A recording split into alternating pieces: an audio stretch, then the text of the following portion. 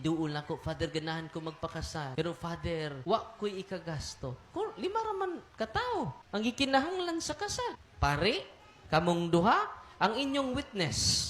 Hindi 5 ra. No problema man ka nga, wa man i-appeal sa requirement ng handa. Tungod sa handa hangtod karon, wa pa kakahanda. Pila ray requirement?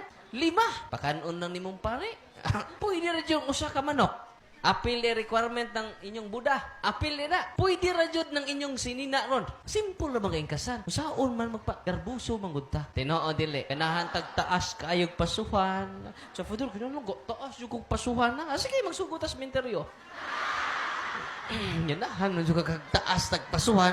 Ni magsugod tas minteryo. Yan man, garbusa man ta. Tungod sa garbo, pila na ka edad sa imong anak, 20 ka tuig na hangtod karon wa pa pakasal. Unsa man anak? Tungod sa pag-impress sa mga tao. Tinoo dili.